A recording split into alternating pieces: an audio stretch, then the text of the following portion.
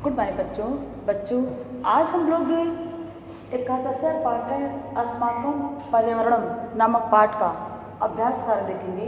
तो बच्चों आज देखते हैं अभ्यास कार्य। प्रश्न नंबर 1 है कि एक शब्द में उत्तर दीजिए। एक पदेन उत्तर। तो देखिए क्या है, क पर्यावरण से महत्वम उपयोगिताम च न जानाति, यानी कि कौन पर्यावरण के महत्व को नहीं जानता है। तो उत्तर होगा मानव है। ठीक है, उत्तर कौन से बच्चों? मानव है। ठीक है। दूसरा है वातावरण किम प्रसारितम। तो वातावरण में क्या प्रसारित है? तो प्रदूषणम। ठीक है। ग है मानव केशु सर्वोत्तम है। मानव केशु सर्वोत्तम है, यानी कि मानव किसमें सबसे सर्वोत्तम है?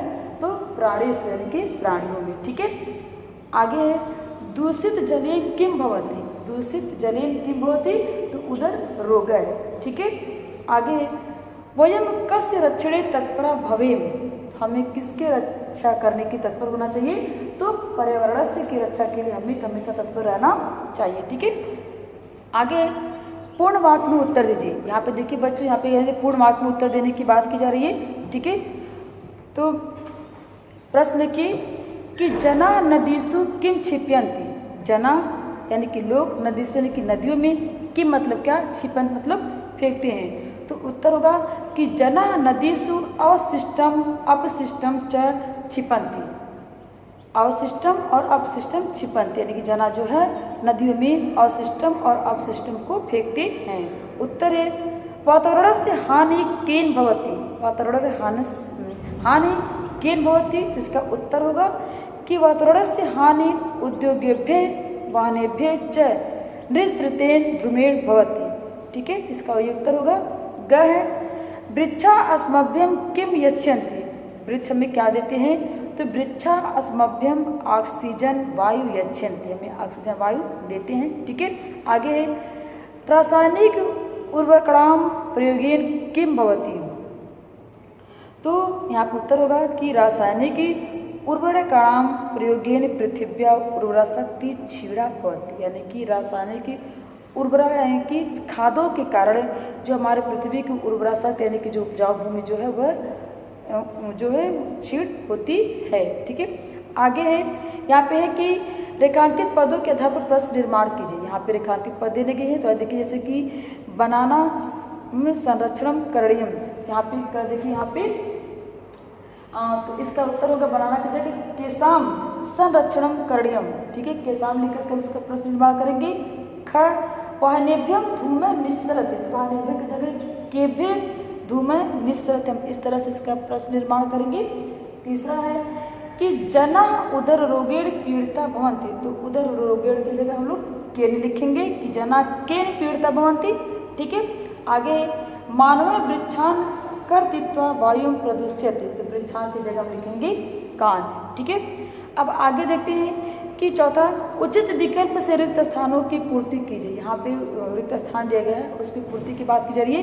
तो पहला क्या होगा? चौथा जलेन, यानी कि यहाँ पे देखिए जलेन यानी कि क दूषितेन फलानि सकानि च जायन्ति। तो यहाँ पे होगा क जलेन, ख होगा रोगेण, ग होगा सूर्य से, घ होगा वृक्षान, अंगा होगा प्रयत्न। तो इस तरह से बच्चों ये रिक्त स्थान की पूर्ति होगा। ठीक है। आगे के वाक्यों को शुद्ध कीजिए। वाक्यों को शुद्ध करने की बात यहाँ पे की जा रही है। तो जैसे कि वयम पर्यावरण से रक्षणे तत्परा भवन्ति। भवन्ति की जगह लिखेंगे बेटा भवामे। क्या लिखेंगे? भवामे।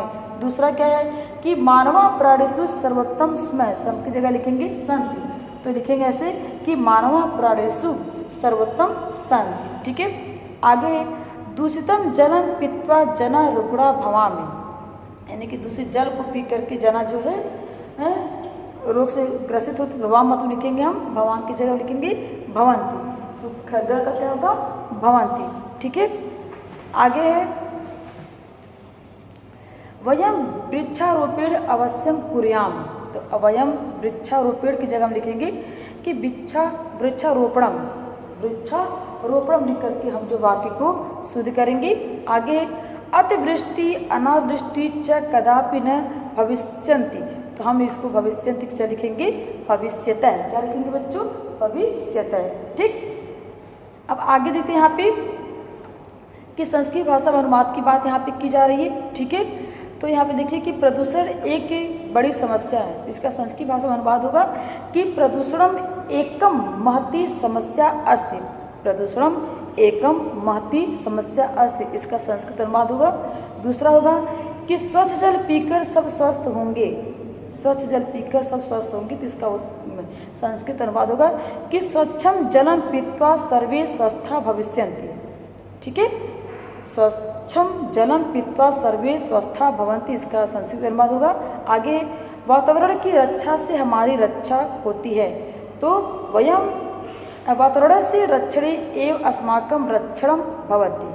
ठीक है, आगे है हम विद्यालय में वृक्षारोपण करेंगे, तो वयम विद्यालय वृक्षारोपण करिष्यामः। ठीक है, आगे है अंगा वृक्ष हमें प्राणवायु देते हैं, तो वृक्षा अस्मभ्यम ऑक्सीजन वायु यच्छन्ति।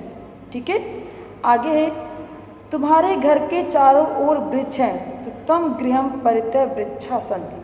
तम गृहम परितः मतलब चारों ओर, वृक्षा मतलब वृक्ष, सन्ति मतलब है। ठीक, अब आगे बेटा कि धातुओं को अनियर प्रत्यय से पृथक करो, यानी कि इस जो आपको यहाँ पे पठनी, पेछड़ी, करड़ी, स्थानीय सब सारे जो शब्द दिए गए हैं इसमें अनियर प्रत्यय लगा है। तो यहाँ पे क्या जा रहा है कि इसमें से अनियर प्रत्यय को अलग करेंगे। ठीक है, जैसे यहाँ पे देखिए, यहाँ पे छिपड़ी में छिप धातु है, अनियर यहाँ पे प्रत्यय है। ठीक है, करड़ी में क्रि धातु है, अनियर प्रत्यय है। स्थानीय में स्था धातु है, अनियर प्रत्यय है। रोपणी में रोप धातु है, अनियर प्रत्यय है। पानी में पा धातु है और अनियर प्रत्यय है। ठीक है, अब आगे देखते हैं मूल आधारित प्रश्न। मूल आधारित प्रश्न में देखिए क्या पे लिखा है कि कस्य रक्षणे अस्माकं रक्षणम, किसके रक्षा से हमारी रक्षा होती है, तो पर्यावरण से रक्षणे अस्माकं रक्षणे, कि पर्यावरण अगर की रक्षा हम करेंगे तो हमारी रक्षा होगी। ठीक है, ख है कि जल संरक्षणाय किम कर्तव्यम।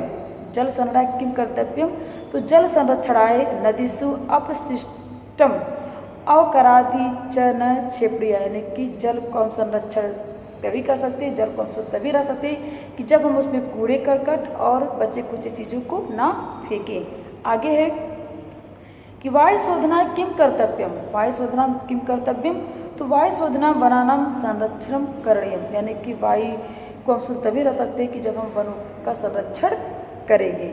तो बच्चों आप लोगों का ये लेसन यानी कि अस्माकं पर्यावरण नाम लेसन का अभ्यास कार्य समाप्त हुआ।